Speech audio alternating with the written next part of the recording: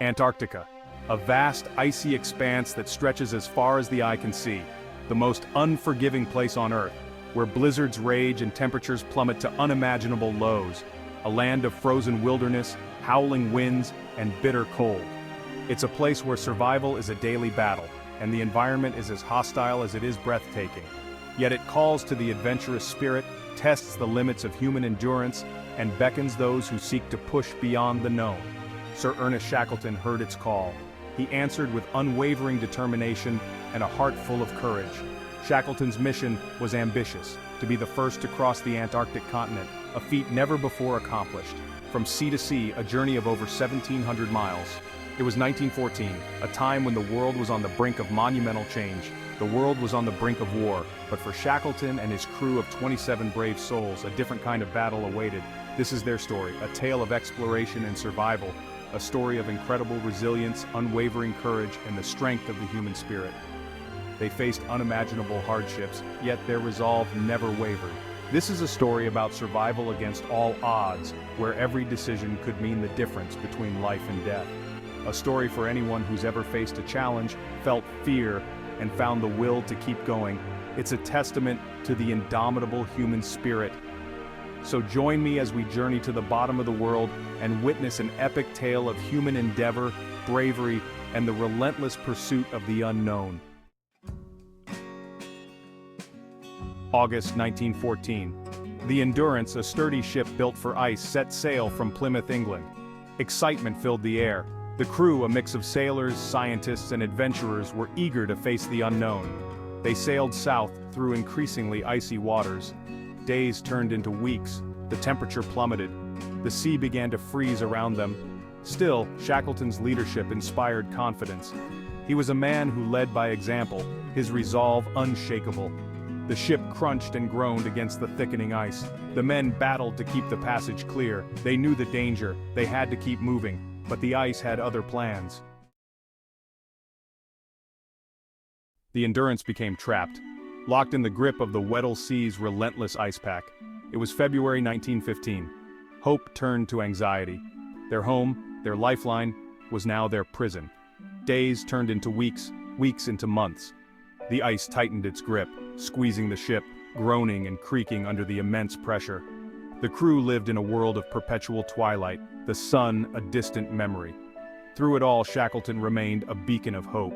He kept morale high, organizing activities, telling stories. He knew that their survival depended not just on their physical strength, but on their mental fortitude. Section 4, Abandoned Ship, to the ice floes we go, October 1915. The inevitable happened. The pressure of the ice became too much. The Endurance, their once proud vessel, began to splinter and break apart. Abandoned ship. The order echoed across the ice floes. The crew scrambled, salvaging what they could. Food, equipment, the lifeboats. They watched in despair as their ship, their home, was swallowed by the icy abyss. They were adrift on the ice, hundreds of miles from land, with winter approaching. The situation seemed hopeless, but Shackleton refused to give up. He rallied his men. "We will survive," he declared, his voice firm, his eyes burning with determination. "We will make it back." Section 5, Elephant Island, a glimmer of hope. For months they drifted on the ice floes, their spirits tested by the relentless cold and isolation. Each day was a battle for survival, with the men clinging to the hope that they would eventually find solid ground. They lived in makeshift tents, hunted seals for food, and battled freezing temperatures and howling blizzards. The harsh Antarctic environment was unforgiving, and every moment was a struggle to stay alive. They faced constant danger, the ice shifting beneath their feet, threatening to swallow them whole. The treacherous conditions made every step a perilous endeavor, as the ice could break apart at any moment.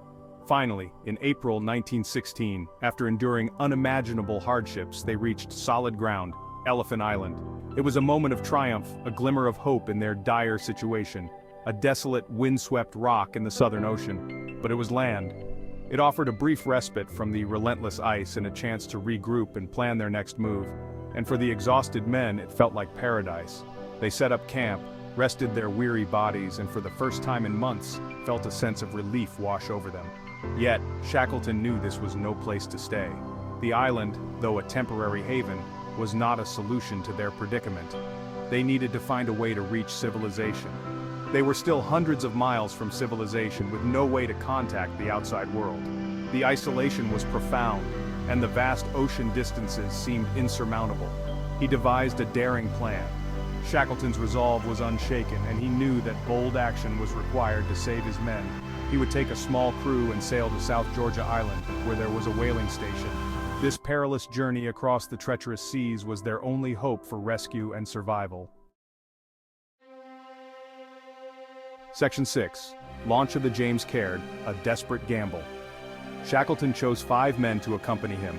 They launched a small lifeboat, the James Caird, into the treacherous Southern Ocean. It was a suicide mission, many thought, a tiny boat against the might of the world's most unforgiving sea. For 16 harrowing days, they battled monstrous waves, hurricane-force winds, and freezing spray. They navigated by the stars, their lives hanging by a thread. Inside the cramped boat, fear gnawed at their resolve. But Shackleton's spirit never wavered. He kept their spirits high, sharing his meager rations, offering words of encouragement. "We must be strong," he would say, his voice hoarse but firm. "We must have faith." Section 7, South Georgia, land ahoy. But the ordeal continues. May 1916. The journey of survival and endurance was far from over. Land, the cry echoed from the James Caird, South Georgia Island. They had made it. After weeks of battling the relentless sea, they finally saw the rugged coastline. But their ordeal was far from over. Exhausted and starving, the crew knew they had another challenge ahead. They landed on the wrong side of the island. A harsh and unforgiving terrain awaited them. The whaling station on the other side, their only hope for rescue, was miles away, separated by treacherous mountains and glaciers. The landscape was a formidable barrier. With 2 companions, Shackleton set out on foot. Determined to reach help, they began their perilous journey. For 36 hours they climbed, crawled, and stumbled across the unforgiving terrain. Every step was a battle against nature. No food, no proper equipment. Their bodies were pushed to the brink of collapse, just sheer grit and determination. Their willpower was their only sustenance. Finally, they reached the whaling station. The end of their grueling trek was in sight. The look on the whalers' faces was one of utter disbelief. They could hardly believe their eyes. They had given up hope of ever seeing Shackleton and his crew alive. The impossible had been achieved.